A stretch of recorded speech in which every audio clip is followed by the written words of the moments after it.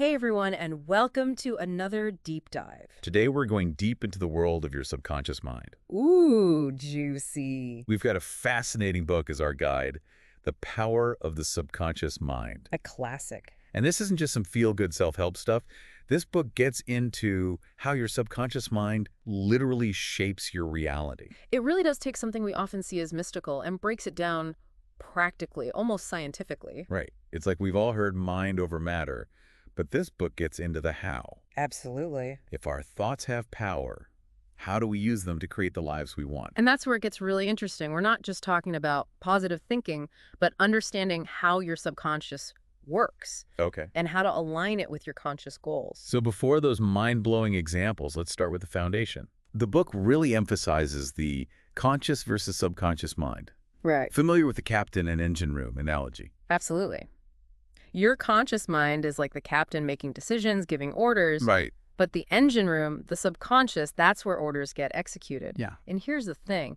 The subconscious doesn't care if those orders are good or bad. Whoa. It just carries them out. So if you're feeding your subconscious negative thoughts, it's going to manifest those just as easily as positive ones. Precisely. What are we doing unconsciously that might be holding us back?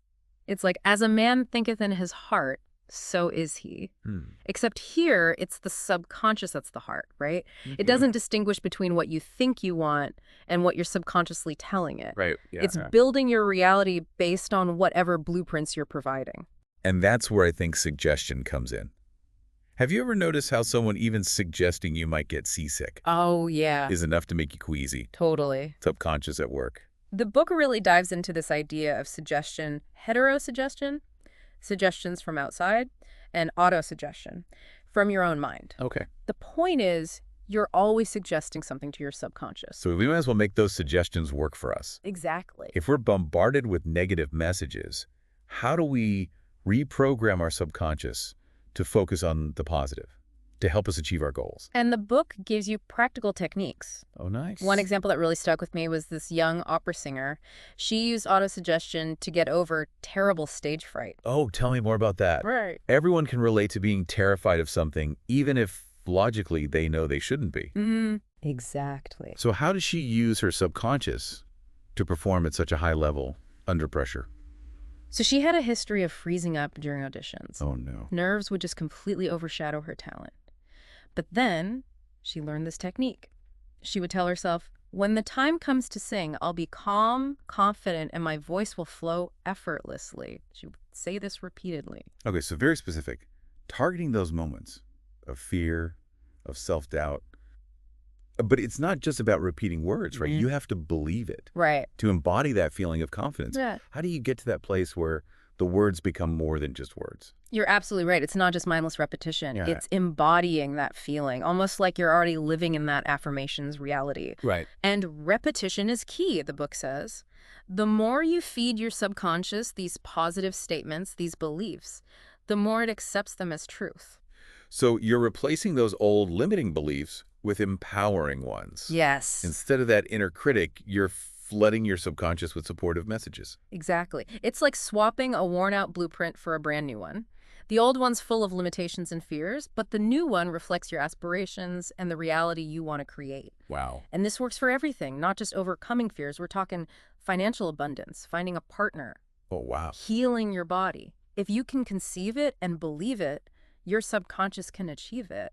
That's powerful. But what about people who use affirmations, visualize, and still see no results? Yeah. Is it just about wanting it badly enough? That's a great question, and the book addresses it. It's not just wishful thinking. It's aligning your inner and outer worlds. It's like building a house. You wouldn't start without a blueprint. Your subconscious needs that same level of detail. Okay, I like that analogy. Yeah. So if I'm stressing about money, that's like handing my subconscious a blueprint for financial struggle. Exactly. But if I focus on abundance, on what I'm grateful for, on my own worthiness to receive, that's the new blueprint. Yes. Remember, the subconscious just carries out the plan. It's like electricity. It can power a city or fry your toaster. Depends how you use it. Your subconscious is the same. So we create change from within by shaping our thoughts and beliefs. You got it. You are the architect of your reality, not a victim of your circumstances. Okay, this is fascinating. Conscious and subconscious. Suggestion, affirmations. Yes. You mentioned a prisoner who used his subconscious to escape. Tell me more about that. Right, this prisoner's story, it's one of the most powerful in the book. He was trapped in a Russian labor camp, Wow. and he used visualization to escape, literally will himself to Los Angeles. Okay, before we get into how that's even possible, what did he actually do? What does that look like to escape from prison using your subconscious? So every night, he'd go into this deep, relaxed state and picture himself walking the streets of LA. Okay. Vivid detail, the California sun, the sights, smells, even meeting an American woman there. Wow, he created this whole mental movie. But how does that get him out of prison? Sounds more like wishful thinking than a plan. And that's what trips people up, right? It's Yeah. easy to dismiss this as fantasy. But remember how the subconscious works. It operates on principles, not opinions. Like electricity follows laws of physics. Okay. Your subconscious follows the laws of thought. This prisoner wasn't just dreaming of escape. He was feeding his subconscious a new reality, night after night. So it's about aligning your thoughts, your beliefs, with these inherent principles to get the results. What are those principles? How do we use them to our advantage? The million-dollar question, right. The book compares it to chemistry. Like combining hydrogen and oxygen in a certain way always creates water. Right. Combining certain thoughts, certain beliefs, creates predictable outcomes. So if we find the right formula for success for anything, career, relationships, even escaping prison, then our subconscious will create that outcome. You got it. And it's universal. Personal goals, healing, love, it's all the same underlying mechanics. Understanding the power of thought, aligning your inner world with the outer reality you want. Okay, so did his mental movies work? Did he escape? He did eventually escape. He slipped away during a head count, and get this. Hmm. The events that followed, they almost mirrored his visualizations. He made it to Los Angeles. You kidding? That's incredible. But was it just positive thinking or something more? It's deeper than just positive thinking. It's focused attention. It's belief. This guy was so into those visualizations, it imprinted on his subconscious. He wasn't hoping for freedom. He was living it in his mind.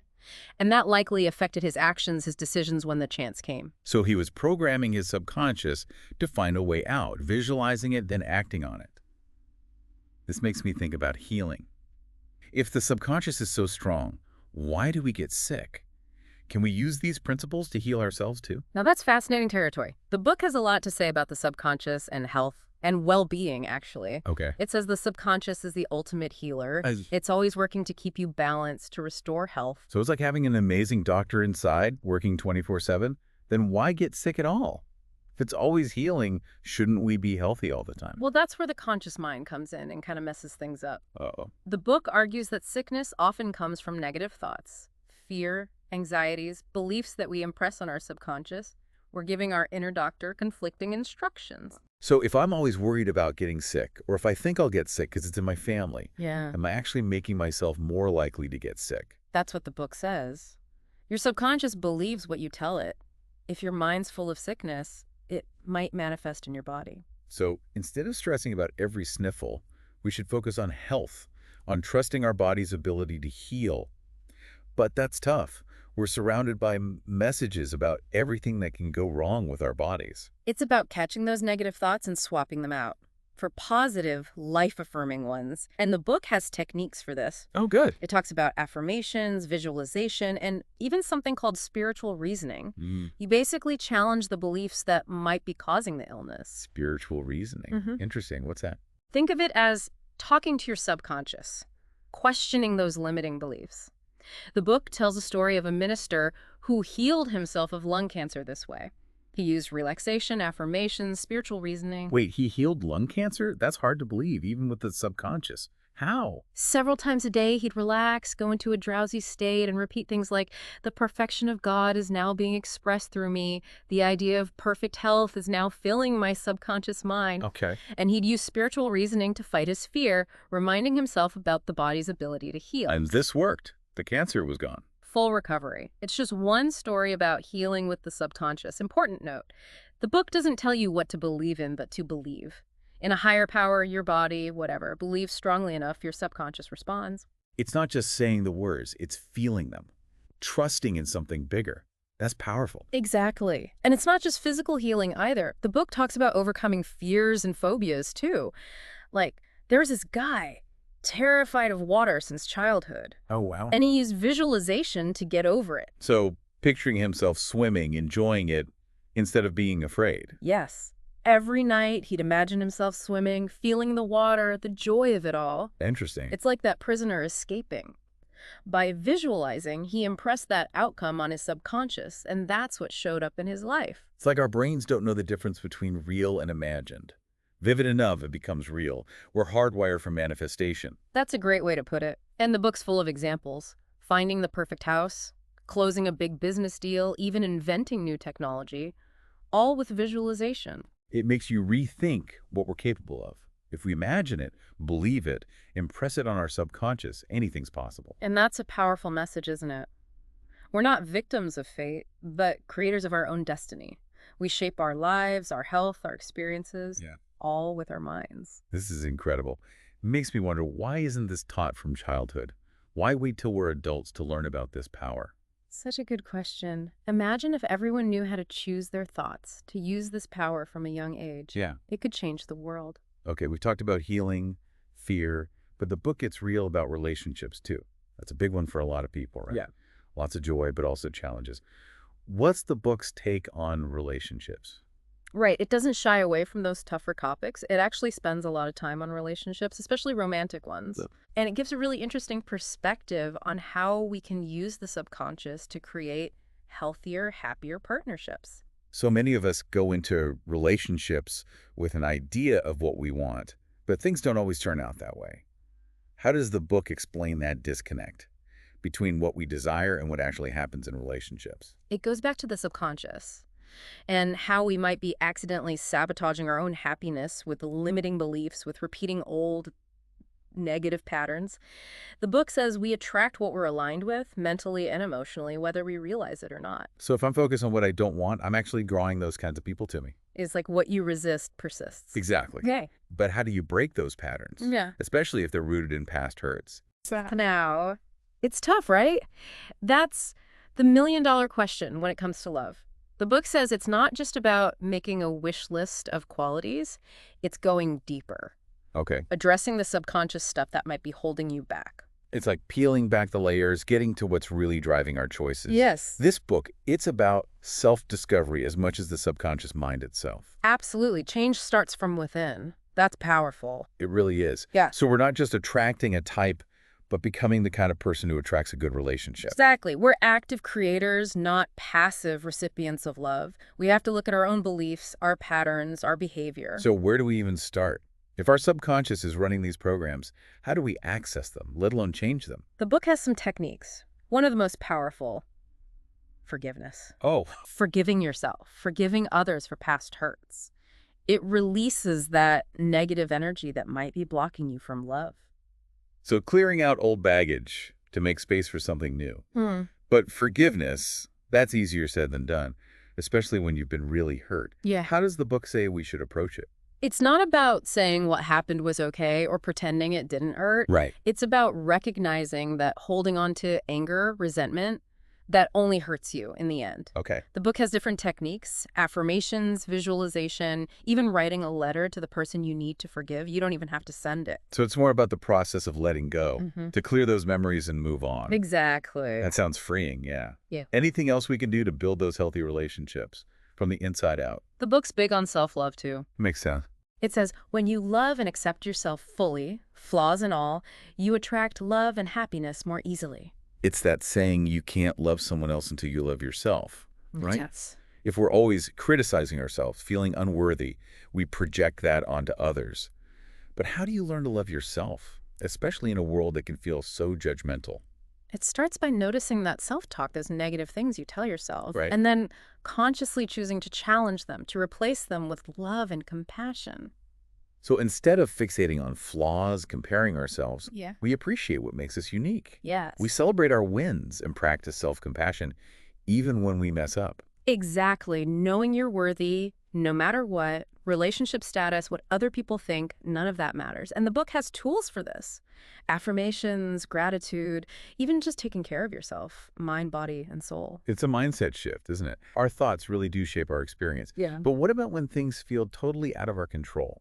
Like big challenges, setbacks, those moments you feel stuck. Even then, the book says we have a choice. Okay? We can focus on fear, on doubt, or we can tap into that subconscious power to find strength, find resilience, find opportunity, even in the tough times. So not pretending the hard stuff isn't there, but approaching it from a place of strength, not feeling like a victim. Exactly.